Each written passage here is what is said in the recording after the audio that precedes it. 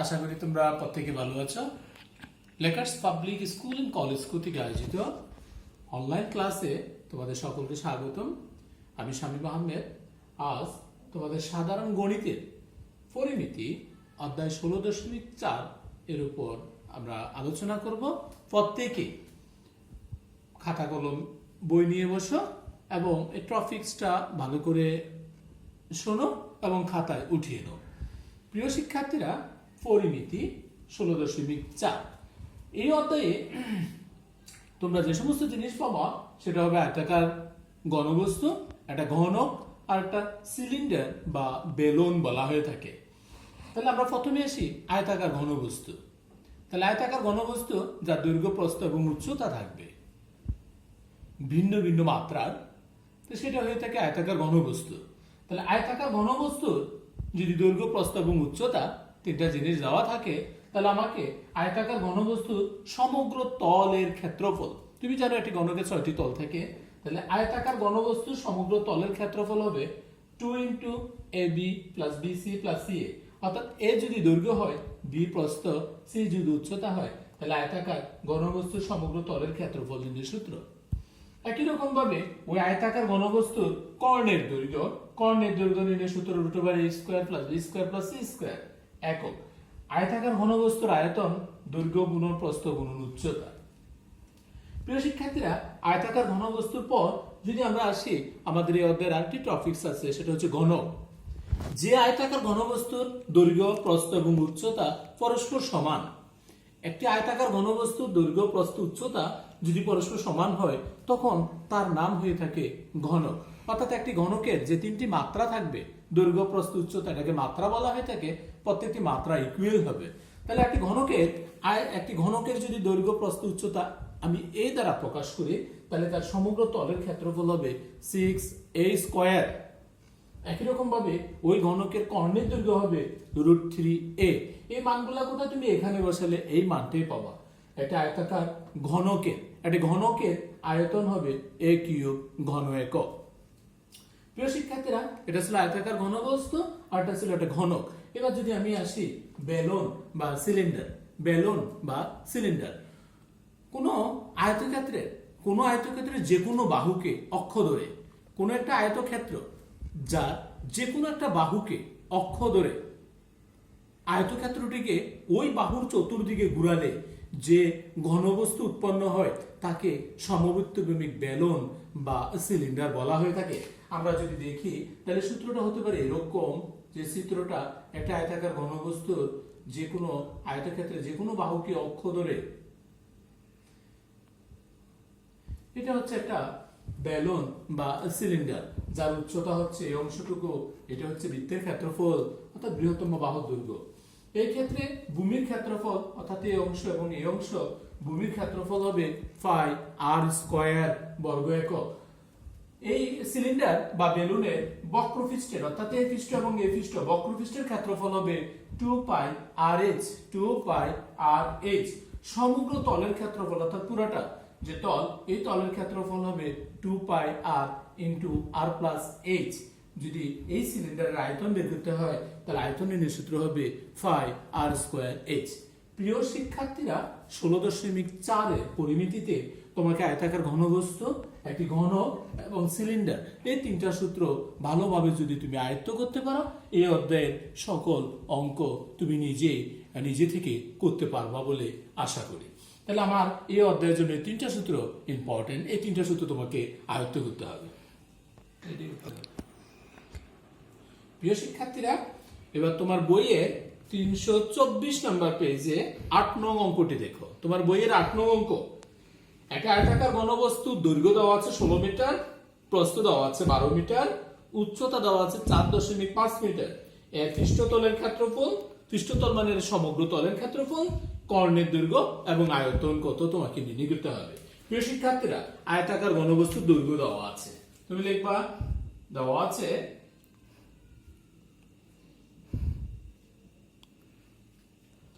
আয়তাকার ঘনবস্তুর দৈর্ঘ্য যাকে আমি এই দ্বারা প্রকাশ করে নিলাম, যার মানটা হলো 16 মিটার। আয়তাকার ঘনবস্তুর প্রস্থ, যাকে আমি বি দ্বারা প্রকাশ করলাম, যার মানটা দেওয়া আছে 12 মিটার। আয়তাকার ঘনবস্তুর উচ্চতা, যাকে আমি সি দ্বারা প্রকাশ করলাম, যার মান হলো 4.5 মিটার। প্রিয় শিক্ষার্থীরা, আমার প্রথম অংশ হচ্ছে ওই আয়তাকার ঘনবস্তুর পৃষ্ঠতলের ক্ষেত্রফল। আয়তাকার ঘনবস্তুর পৃষ্ঠতলের ক্ষেত্রফল সমান 2 into AB plus BC plus CA বর্গ একক সমান 2 ইন্টু এর মান হলো 16 into 12 plus 12 into 4.5 plus 4.5 into 16 বর্গ মিটার সমান 2 ইন্টু। প্রিয় শিক্ষার্থীরা, তো তুমি ক্যালকুলেটর নাও, 16 এবং 12 গুণন করে দেখো কত হয়। 16 ইন্টু 12 আমি মান পেলাম 192 যোগ 12 ইন্টু 4.5 যার মান আসবে 54 প্লাস 4.5 ইন্টু 16 যার মান আসবে 72 বর্গ মিটার সমান 2 ইন্টু, আমি যদি এগুলো যোগ করি 72 প্লাস 54 প্লাস 192, প্রত্যেকটা যোগফল আমি পেলাম 318 বর্গ মিটার। 318 কে যদি আমি 2 দ্বারা গুণন করি তাহলে মান পেলাম 636 বর্গ মিটার। তাহলে আয়তাকার ঘনবস্তুর পৃষ্ঠতলের ক্ষেত্রফল বের হলো 636 বর্গ মিটার। এবার আমাকে বের করতে হবে কর্ণের দৈর্ঘ্য। প্রিয় শিক্ষার্থীরা, এটা অবশ্যই তোমার লেখা শেষ হয়েছে। এবার আমি লিখব আয়তাকার ঘনবস্তুর কর্ণের দৈর্ঘ্য। তাহলে আমি সরাসরি লিখলাম কর্ণের দৈর্ঘ্য। তুমি যখন সূত্র লিখেছিলে সেখানে বলছিলে a square plus b square plus c square বর্গ একক সমান রুট ওভার a বলতে 16 square plus 12 square plus 4.5 square সমান এত বর্গ মিটার। আমাকে যেহেতু এটা কর্ণের দৈর্ঘ্য তাহলে এটা হবে মিটার। প্রিয় শিক্ষার্থীরা, 16 স্কয়ার, তুমি জানো 16 স্কয়ারের মান কত? যে 16 স্কয়ার হচ্ছে 256, তাহলে রুট ওভার এটা হচ্ছে 256 প্লাস 144 প্লাস হচ্ছে 20, যেটা পেলাম আমি মিটার। তার মানে 256 প্লাস 144 প্লাস হবে 20, তাহলে যোগ করলে আমি যা পাচ্ছি রুট ওভার 420 এত মিটার। তাহলে আমরা ইচ্ছা করলে এটার ফাইনাল ভ্যালু বের করতে পারি যে এটার মান কত। তাহলে তুমি যদি রুট ওভার 420 ভ্যালু বের করতে চাও তাহলে আমি যা পেলাম যে 20.49, তাহলে এত মিটার প্রায়।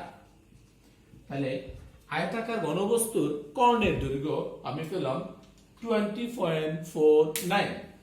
একইভাবে এই অংশে আরেকটি জিনিস আছে, আয়তন।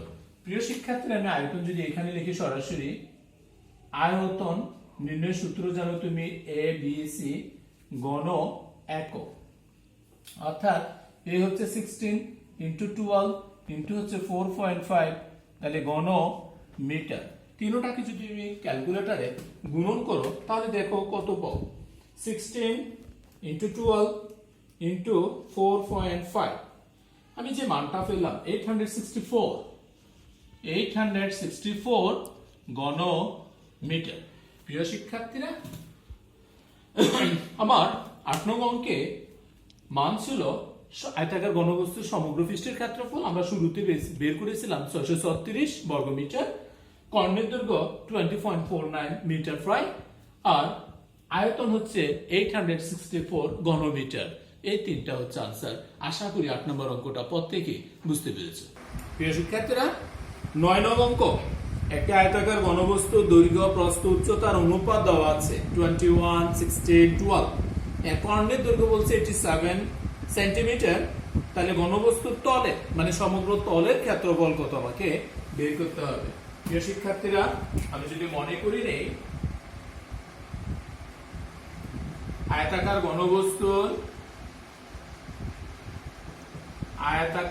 ঘনবস্তুর দৈর্ঘ্য, যাকে এ দ্বারা প্রকাশ করলাম, মান হলো 21x সেন্টিমিটার। 21 ছিল, অনুপাতে আছে যার কারণে আমাকে x ধরে নিতে হলো। আয়তাকার ঘনবস্তুর প্রস্থ, যাকে b দ্বারা প্রকাশ করলাম, যার অনুপাতটা আছে 16, তাহলে 16x সেন্টিমিটার। আয়তাকার ঘনবস্তুর উচ্চতা c সমান সমান মান দেওয়া আছে কত, অনুপাতে 12, তাহলে x সেন্টিমিটার। একটা আয়তাকার ঘনবস্তুর কর্ণের দৈর্ঘ্য দেওয়া আছে, তাহলে কর্ণের দৈর্ঘ্য সমান বলছে 87, বা আমরা আয়তাকার ঘনবস্তুর কর্ণের দৈর্ঘ্যের একটা সূত্র জানি, √a² + b² + c² সমান 87, বা √a বলতে 21x হোল স্কয়ার, b বলতে 16x হোল স্কয়ার, c বলতে 12x হোল স্কয়ার সমান হচ্ছে 87, বা √21 মানে 441 x স্কয়ার, এটা হচ্ছে 256x square plus 144x square সমান হবে 87, বা আমি যদি প্রত্যেকটা মানকে যোগ করি 4, 6, 10, 1, 11, 1 হাতে 1, 5, 5, 10, 4, 14, 4 হাতে 1, 2, 4, 4, 8, 841x স্কয়ার সমান 87, বা যদি এখন আমি এটাকে বর্গ করে ফেলি, 841x স্কয়ার সমান 87 হোল স্কয়ার, বা x স্কয়ার সমান 87 হোল স্কয়ার ডিভাইডেড বাই হবে 841। প্রিয় শিক্ষার্থীরা, এবার তুমি ক্যালকুলেটরে মান বের করবা যে 87 হোল স্কয়ার মানে কত, 87 * 87 ডিভাইডেড বাই যদি 841 দ্বারা ভাগ করি, তাহলে আমি মান পাচ্ছি 9, অর্থাৎ x স্কয়ার সমান পেলাম 9। প্রিয় শিক্ষার্থীরা, আমি এই অংশে কাজ করছি, বা x স্কয়ার সমান 9, তার মানে অতএব x সমান হবে 3। x এর মান 3, তাহলে দৈর্ঘ্য, প্রস্থ, উচ্চতা কত তোমাকে বের করতে হবে। আমি এখানে লিখে ফেলি, দৈর্ঘ্য a সমান 21 * 3 সমান 63 সেন্টিমিটার, প্রস্থ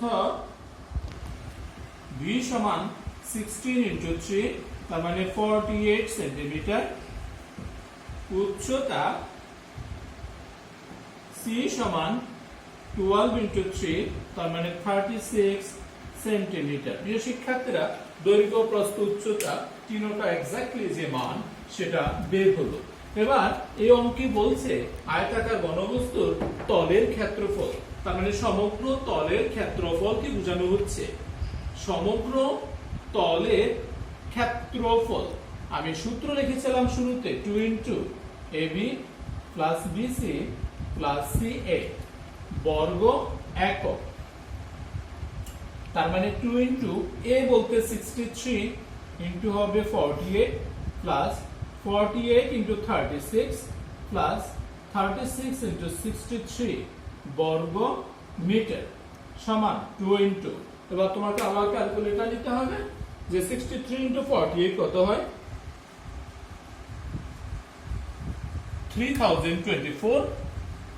3024। এবার আবার 48 * 36 মাল্টিপ্লাই করলে পাবো 1728 প্লাস 36 * 63 মান বের করলে পাবা 2268 বর্গ মিটার। প্রিয় শিক্ষার্থীরা, এবার তুমি ফাইনাল ক্যালকুলেশন করো যে মান কত পাচ্ছ, সমান 20। প্রত্যেকটা অ্যামাউন্ট যদি যোগ করো তুমি প্লাস 3024 প্লাস 1728 প্লাস 2268, মান যোগ করলে আসবে এরকম 7020 বর্গ মিটার, যাকে তুমি যদি 2 দ্বারা গুণন করো তাহলে 2 দ্বারা গুণন করলে মান পাবা 14040 বর্গ মিটার। তার মানে সমগ্র তলের ক্ষেত্রফল হলো 14400 বা 14040 বর্গ মিটার। প্রিয় শিক্ষার্থীরা, আশা করি আজকের এই টপিকসে আমরা প্রথমত সূত্র নিয়ে আলোচনা করেছি, তারপর আমরা দুটো অঙ্ক করেছি। তোমার বইয়ের 8 নং এবং 9 নং প্রত্যেকটি অঙ্কগুলো বুঝতে পেরেছো। ধন্যবাদ সবাইকে।